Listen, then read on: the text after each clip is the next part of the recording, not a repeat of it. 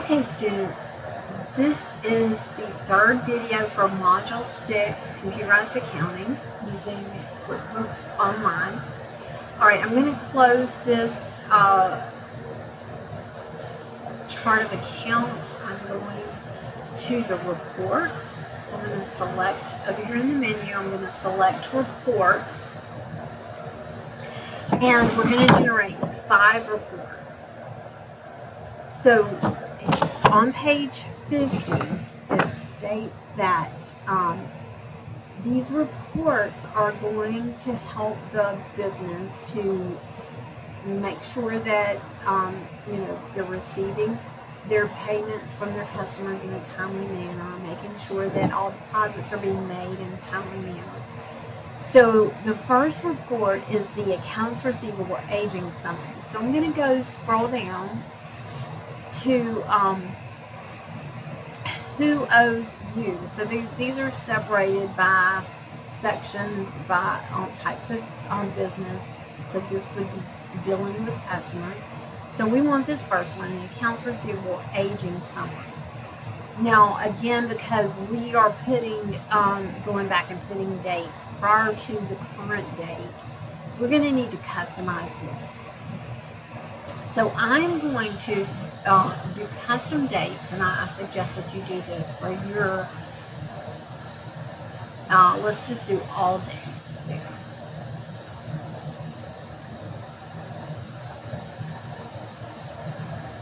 And this is showing, actually, let's see if they'll let me enter a custom date. And I'm going to enter the last date, March 31st, which would be the last day of the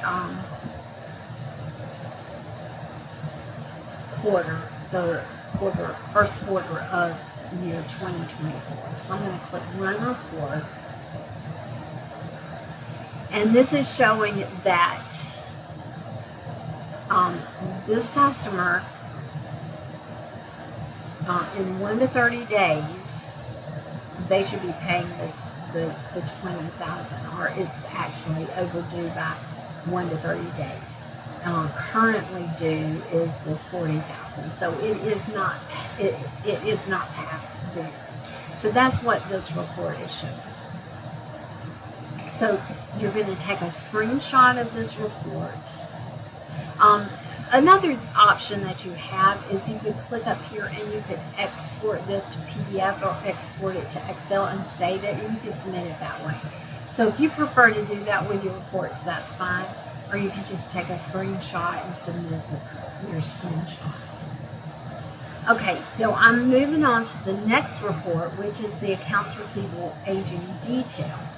So go back to the report list and go back to who owes you, and the next report is the accounts receivable aging detail. Again, I'm going to do this as of March 31st. And I'm going to run the report. And then this just shows it's the same information, it's just presented a little bit differently. You can see that it's broken down here, currently due, instead of listing it. These headings to the left were actually column headings instead of row headings for the previous report. So you can again export this as PDF or Excel and submit it that way, or you can do a screenshot and submit it that way. Alright, so this is the accounts receivable aging detail. Alright, the third report, we go back to the reports list, go down to who owes you. The third report is the open invoices. So, note this is what you owe. I went too far. Who owes you. So open invoices. This is, again, you're going to need to just do dates.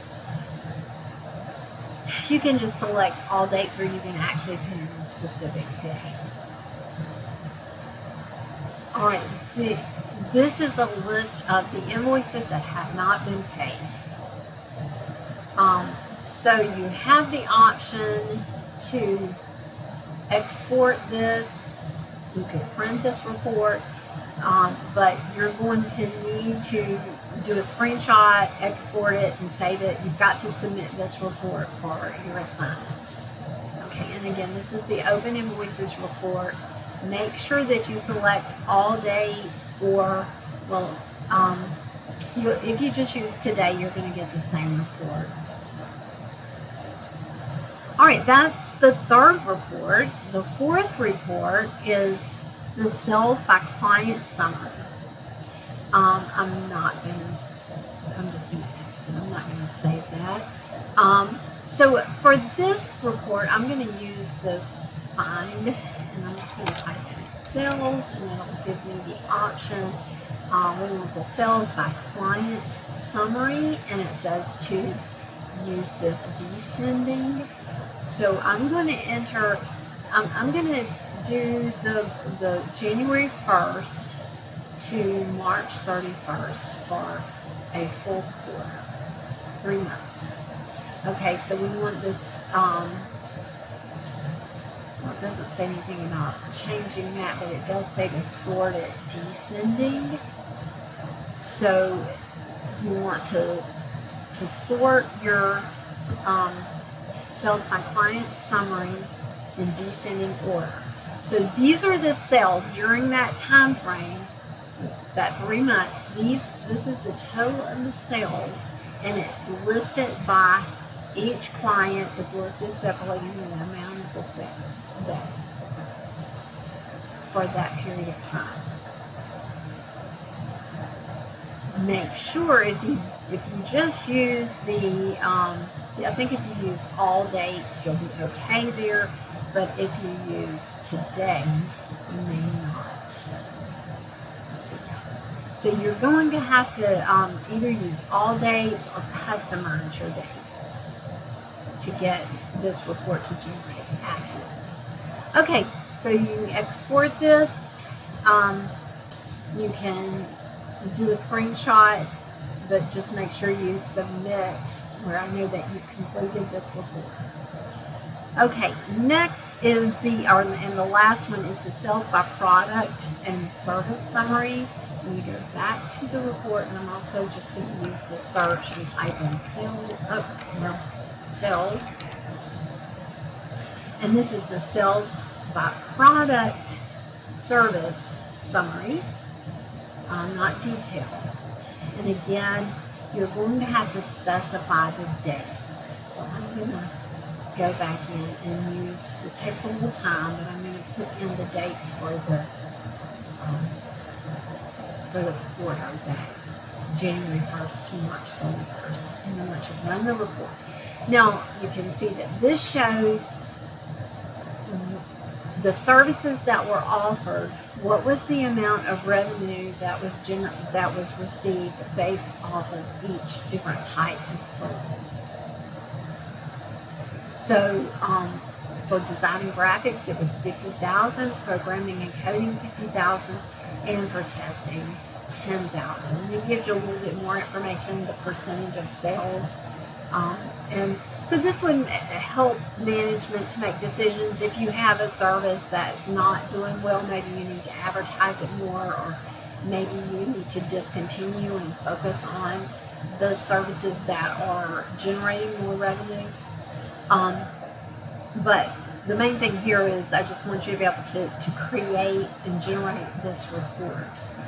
Save this, export it and save it, or do a screenshot and save it and submit this for your assignment. Okay, that finishes Module 6. That's all you have to do for Module 6.